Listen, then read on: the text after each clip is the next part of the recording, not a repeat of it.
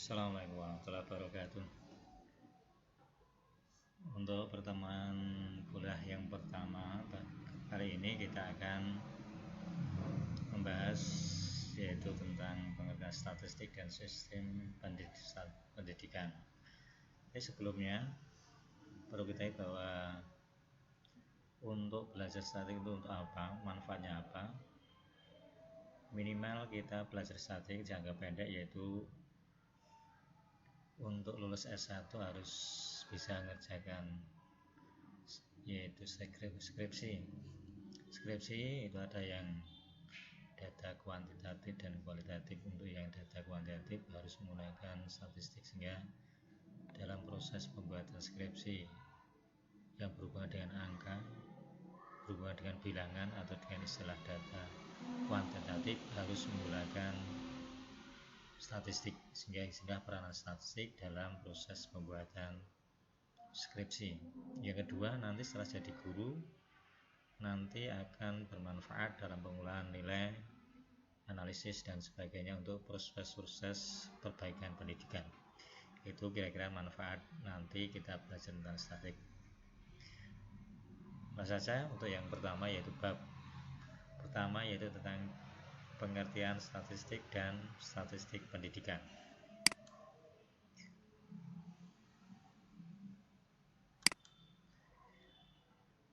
Seperti di layar dapat kita lihat, statistik itu secara bahasa atau etimologi itu berarti status, bahasa Latin, state, Inggris, dan stat, Belanda yang arti negara. Karena pada waktu itu statistik bermanfaat dalam kenegaraan, yaitu untuk kelangsungan keberadaan penguasa atau eksistensi sebuah negara. Tetapi lama-lama istilah itu berkembang sebagai ilmuwan, yaitu secara terminologi atau secara istilah. Statistik berbagai macam arti. Yang pertama, statistik berarti data itu sendiri. Karena berupa data, maka statistik adalah suatu kumpulan bahan keterangan, tentu saja yang berupa angka dan bilangan. Contoh statistik penduduk, yaitu berapa jumlah penduduk, nanti berbagai keterangannya, statistik pertanian, statistik perdagangan, pendidikan, keagamaan, dan lain-lain. Dan semua itu nanti berupa angka atau bilangan yang mana jumlah daripada yang kita hitung itu. Sehingga sekali lagi akhirnya statistik buat data yang kita ambil. Yang kedua adalah kegiatan. Jadi proses statistik itu meliputi 4 kegiatan, yaitu yang pertama mengumpulkan data. Setelah data terkumpul lalu kita susun, lalu data susun lalu kita laporan atau kita umumkan. Yang terakhir nanti kita analisis. Jadi ada 4 proses, tetapi dapat diringkas lagi menjadi 3, yaitu pengumpulan, lalu penyajian, dan analisis. Sehingga penyusunan dan pengumpulan data itu dijadikan satu dalam penyajian. Sehingga di BPS, Badan Pusat Statistik, itu mempunyai 3 biru, yaitu pengumpulan, penyajian, dan analisis. Arti yang ketiga secara istilah yaitu metode. Sehingga statistik adalah cara atau metode yang ditempuh dalam rangka mengumpulkan, menyajikan, menganalisis, interpretasi, atau memberikan pengertian makna itu sendiri. Sehingga proses metode lah. Yang keempat adalah statistik adalah suatu ilmu, yaitu ilmu pengetahuan yang bahas perkembangan, prosedur, dan sebagainya. Untuk selanjutnya, penggolongan statistik ada 2, yaitu deskriptif atau deduktif atau sederhana, yaitu mencangkup, menghimpun, menyusun, mengolah, menyajikan, menganalisis agar memberikan gambaran yang mengenai sesuatu. Sehingga dari yang umum kita ke yang khusus, dari yang global ke yang khusus menyempit. Yang kedua adalah intervensi atau induktif atau statistik lanjut atau mendalam, yaitu menyediakan aturan yang dapat digunakan sebagai alat dalam rangka menarik kesimpulan yang bersifat umum, atau dengan istilah lain yaitu dari yang khusus menuju yang umum. Itulah selanjutnya yaitu fungsi dari statistik itu sendiri. Statistik berfungsi yang pertama sebagai bank data, yaitu menyediakan data untuk diolah dan diinterpretasikan. Yang kedua adalah alat pembantu standarisasi atau pengawasan. Jadi nanti di statistik itu standarisasi nilai dan sebagainya. Yang ketiga adalah analisis data, sehingga data yang kita analisis. Yang keempat adalah pemecahan masalah atau pembuatan keputusan, seperti yang tadi, yang 4 proses dalam proses statistik. Dalam kita belajar statistik itu ada ciri khas, ada ciri khusus yang tertentu. Yang pertama, selalu bekerja dengan angka atau bilangan. Jadi kita belajar statistik pasti itu ada angka atau data. Disebut dengan istilah data kuantitatif. Data yang berupa angka atau bilangan kuantitatif. Dan apabila data itu bukan berupa angka atau kualitas atau kualitatif, sebagai contoh yang tidak bisa diukur yaitu tentang kualitas pendidikan, ada yang tinggi, rendah, sedang dan sebagainya. Kalau angka kualitas tinggi, rendah, sedang, baik, buruk itu berupa kualitas, maka harus ada proses menjadi angka. Bakat itu adalah kualitatif, maka harus kita proses menjadi angka. Proses dari data kualitatif menjadi kuantitatif disebut dengan kuantifikasi atau konversikan, yaitu dengan kuantifikasi. Sehingga dalam statistik nanti data-data kualitatif harus diubah dulu menjadi data kuantitatif. Yang kedua bersifat objektif, yaitu bekerja menurut objeknya atau menurut apa adanya, tidak ada rekayasa. Kalau ada rekayasa otomatis prosesnya itu nanti juga tidak valid lagi. Yang ketiga adalah bersifat universal, yaitu bisa diterapkan di tempat yang lain. Selanjutnya, jenis penelitian berdasarkan tingkat eksplanasi dan penjelasan. Penelitian yang pertama adalah penelitian deskriptif, atau untuk mengetahui nilai dari satu variabel. Namanya deskriptif, maka menggambarkan, menceritakan variabel atau yang kita teliti, kita ceritakan, kita jelaskan, penjelasan tentang apa yang kita teliti. Yang kedua penelitian komparatif. Yang komparatif itu artinya membandingkan, sehingga peneliti membandingkan antara dua fenomena, dua kejadian, dua hal, kita bandingkan yang lebih baik atau yang mana. Yang ketiga adalah penelitian korelasi. Korelasi adalah hubungan, yaitu menghubungkan dua variabel atau lebih, dua fenomena atau dua kejadian, lalu kita tarik kesimpulan. Sedangkan jenis penelitian secara umum ada ini penelitian kualitatif biasanya, hingga tidak pakai statistik. Yang pertama ada eksploratif, penjajahan, bersifat terbuka, mencari-cari, explore, mencari. Yang kedua deskriptif, menggambarkan, mendeskripsikan atau mengukur fenomena masyarakat secara cermat. Yang ketiga penelitian evaluatif, namanya evaluatif berevaluasi, mencari jawaban. Yang keempat penelitian eksplanatif atau menjelaskan dengan data yang sama untuk menjelaskan hubungan klausial atau sebab akibat. Yang kelima penelitian prediksi berarti meramalkan keadaan fenomena masyarakat yang akan datang. Yang keenam penelitian perkembangan sosial, yaitu berdasarkan survei berkala perkembangan sehingga bisa dianalisis berdasarkan perkembangan secara berkala yang ada. Yang ketujuh penelitian studi kasus, yaitu penelitian mengenai suatu status objek penelitian yang berkenaan dengan suatu fase spesifik dari keseluruhan personalitas. Yang kelima, 8 penelitian eksperimen, yaitu penelitian dilakukan dengan manipulasi terhadap objek penelitian berdasarkan kontrol terhadap variabel. Ini penelitian yang bersifat kualitatif dan tentu saja tidak menggunakan statistik. Sekarang kita masuk ke statistik pendidikan.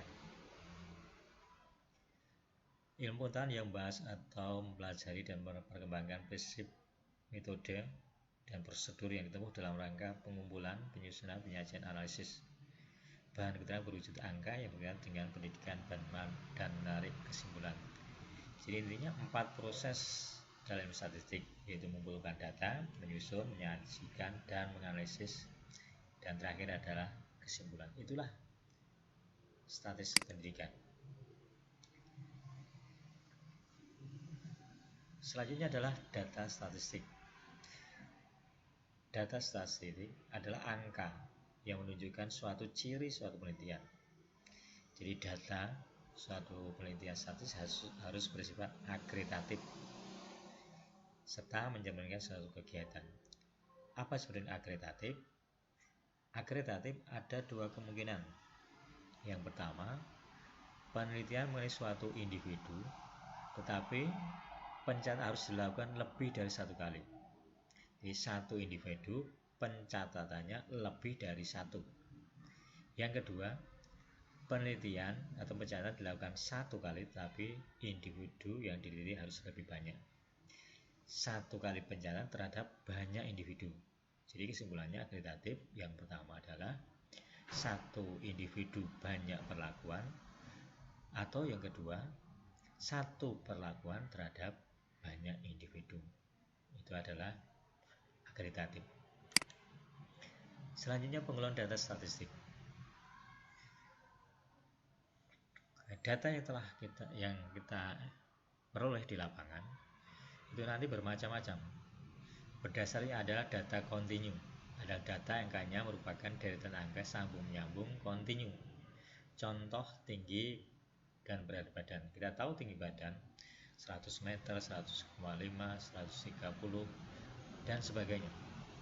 Demikian juga berat badan, ada yang 40, 80, 40 setengah, 40,25 kg dan seterusnya. Jadi angkanya menyambung, boleh pecahan, boleh koma. Yang kedua yaitu data diskrit, yaitu data yang tidak mungkin pecahan. Hanya ada dua kemungkinan. Hanya ada jadi data tidak boleh pecahan, yaitu jumlah keluarga tidak mungkin 2,5, ya keluarga 1, 2, 3, 4, 5. Jumlah buku juga demikian. Jadi datanya data diskrit, tidak boleh berubah angka pecah. Sedangkan berdasar penyusunnya, setelah kita susun, penyusunannya itu ada dibagi 3 ya, data nominal, data yang cara menyusunnya didasarkan penggolongan atau digolongkan atau diklasifikasi. Disebut juga dengan data hitungan. Jadi kita kelompok-kelompokkan. Misalnya kita kelompokkan jenis kelamin, kelas, kita kelompokkan berat badan dan sebagainya. Itu adalah pengelompokan atau disebut dengan nominal. Yang kedua yaitu data ordinal atau urutan, yaitu data cara penyusunan didasarkan atas urutan ranking. Kita urutkan tetapi berdasarkan ranking, atau berdasarkan urutan. Jadi kalau yang nominal hanya dikelompokkan, kalau yang ordinal berdasarkan urut atau ranking atau urutan tingkatan. Yang ketiga adalah interval, yaitu terdapat jarak sekian sampai sekian. Ya, interval itu jarak. Yang selanjutnya berdasarkan angka. Ada data tunggal, yaitu data yang angkanya merupakan satu unit, tidak kelompokkan. Data tunggal, data kelompok, ya data yang kelompokkan itu hampir sama dengan data interval. Ya, selanjutnya berdasarkan sumber. Data primer yaitu diperoleh dari tangan pertama. Data sekunder, data yang diperoleh dari tangan kedua. Sedangkan berdasar waktu adalah data seketika, data yang mencerminkan keadaan pada suatu waktu saja. Data urutan waktu, data mencerminkan keadaan perkembangan dari satu waktu urutan. Kita lihat, ini ada data. Ini disebut dengan data continue, angkanya tidak boleh pecah. Atau data tunggal. Kita bedakan, ini data tunggal. Yang ini adalah data kelompok atau interval. Jadi kelompoknya kelompok 10 sampai 12 atau interval antara 10 sampai 14. Ini data. Jadi ini data interval atau data kelompok, ini data tunggal. Sedangkan ini adalah nominal. Nah, ini rendah, sedang, tinggi dikelompokkan. Ini adalah discrete. Ada dua kemungkinan. Discrete murni ada dua, ikut bimbel, tidak dan ikut. Ini adalah discrete. Sedangkan ini adalah berdasarkan ranking atau data nominal. Ini adalah contoh data. Selanjutnya sifat data statistik. Nah, di statistik itu adalah ilmu kebenaran yang tidak mutlak, sehingga yang diperoleh itu adalah ada nanti tingkat kebenaran atau tingkat kepercayaan. Sehingga statistik adalah ilmu yang kebenaran tidak mutlak. Sehingga di sini akhirnya ada nanti menilai relatif atau nilai semu, atau nilai yang ditunjukkan oleh angka atau bilangan itu sendiri. Yang kedua, memiliki nilai nyata atau nilai sebenarnya, yaitu daerah tertentu dalam suatu deret angka yang diwakili oleh nilai relatif. Nah, yang ketiga, memiliki batas bawah relatif atau BBR, batas atas relatif BAR, batas bawah nyata BBN, dan batas atas nyata BAN. Nanti kita lihat. Yang ketiga, yang keempat, memiliki nilai tengah atau titik tengah atau match point. Yang kelima, tidak menggunakan sistem pecahan tetapi dengan decimal atau dengan koma, menggunakan sistem pembuatan angka tertentu sampai dengan 3 buah angka di bilangan dari tanda koma. Kita lihat ini. Jadi kalau kita belajar agama, bahwa dunia ini adalah nyata tapi nanti akan musnah, sehingga dunia itu nyata tapi pada akhirnya tidak nyata. Akhirat itu sekarang tidak nyata atau semu, tapi itulah yang nyata. Sehingga sebenarnya dunia yang nyata itu adalah semu, dan akhirat yang semu itu adalah nyata. Demikian juga statistik. Angka ini dilihat misalnya ini 24 sampai 42. Kita contoh, misalnya ambil contoh 44 ini data tunggal ini mempunyai data tunggal, mempunyai angka nyata dan angka semu atau relatif. 44 itu adalah angka semu atau angka relatif. Angka nyatanya dilihat, angka nyata adalah nilai daerah tertentu suatu daerah angka diwakili nilai relatif, sehingga angka nyatanya plus minus setengah, sehingga angka nyatanya adalah 43,5 sampai 44,5.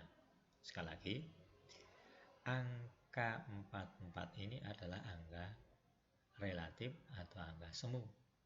Angka nyatanya adalah 43,5 sampai 44,5. Nah, itu. Jadi untuk data tunggal itu hanya mempunyai angka relatif atau angka semu dan angka nyata. Sedangkan untuk data interval atau data kelompok, kita lihat ini data kelompok. Misalnya data kelompok yaitu pada interval atau data kelompok 35 sampai 39. Kalau data kelompok mempunyai 5. Yang pertama, angka nyata. Yang kedua, angka semu atau relatif. Yang ketiga adalah bawah nyata, lalu bawah relatif, lalu atas nyata, batas atas nyata, batas atas relatif, dan match point atau titik tengah. Perhatikan, angka 35 sampai 39 itu disebut dengan angka disebut dengan angka nyata. Maaf, 35 sampai 39 disebut dengan angka relatif. Sekali lagi, 35 sampai 39 disebut dengan angka relatif atau bilangan relatif. Sedangkan angka nyata, bilangan nyatanya adalah 34,5 sampai 39,5. Sekali lagi, angka nyatanya adalah 34,5 sampai 39,5. Di bawah ini berarti ada namanya batas bawah. Batas atas relatifnya adalah 35. Batas bawah relatif adalah 35. Batas bawah nyatanya adalah 34,5. Batas atas relatifnya adalah 39. Batas atas nyatanya 39,5. Midpoint titik tengahnya antara ini 359 adalah 37. Sekali lagi kita ulangi, 3539 adalah angka relatif. Angka nyatanya 34,5 sampai 39,5. 35 adalah batas bawah relatif. Batas bawah nyatanya 34,5. 39 adalah batas atas relatif. Batas atas nyatanya 39,5.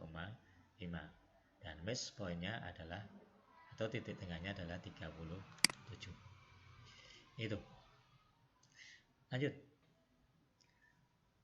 Pengumpulan data. Prinsip pengumpulan data dalam statistik yaitu lengkapnya dan data harus lengkap, tepat, kebenaran. Sedangkan caranya itu ada sensus. Kita tahu ada sensus penduduk. Sensus benar-benar melibatkan semuanya. Sensus. Sehingga sensus adalah mengumpulkan data dengan cara mencatat menjadi seluruh elemen menjadi objek penelitian atau populasi.